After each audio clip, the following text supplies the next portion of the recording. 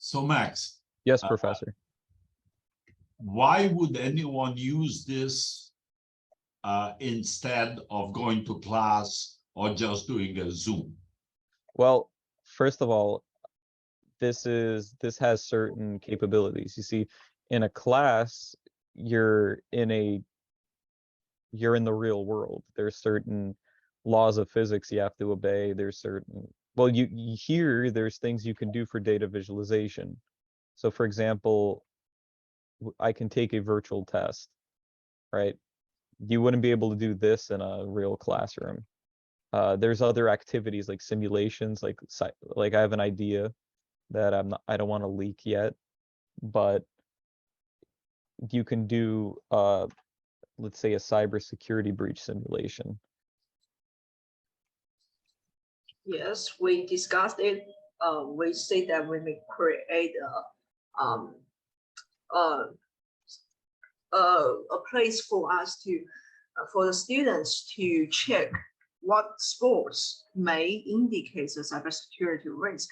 For example, we can create a room, place a computer here, and on that computer we put the sticker, put the username and the password on that sticker.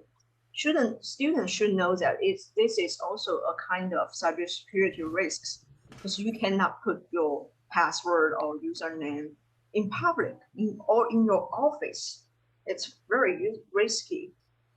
We can do this simulation situation or simulation room for students to better understand the concepts we taught in our class. In the future, it's a possibility to have entirely virtual courses. So let's say I have an object all the way at the end. When the student touches the object, it gets added to the on their account that they have a certain achievement. So maybe we can pre-program certain quests with like dialogue options and activities that are going to be like a course, and then you even have quiz options. So let's say I overlay a question here. I say I can't go through here, but when I say the passcode, I can.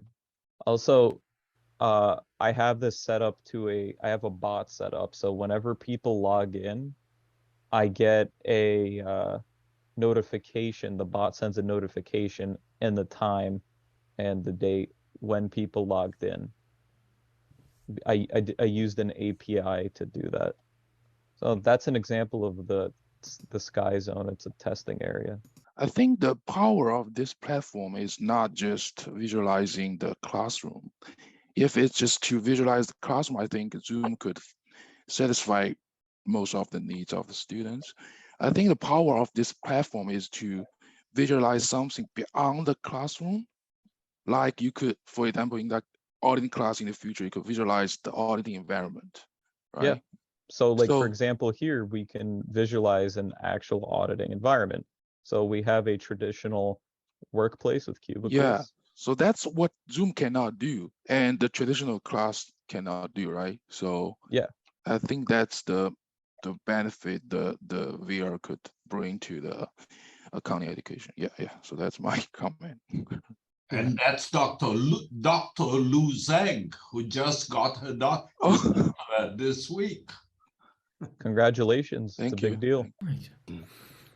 Yeah, so I was going to say, I agree with what was just said, that you could actually display much more than you can with Zoom. But as you were showing this, I was thinking of my own asynchronous online classes. And I see the first big benefit that you have that I don't have is that the students would be interested in this. The students are just not interested, even with the asynchronous, getting in there and listening to my lectures and doing their online homework. This is like a game to them, and they're actually learning at the same time. Yeah. My students said it was, well, you see, accounting, especially unless you're in the field, maybe even if you're on the field, especially the theory behind it is very dry and very boring.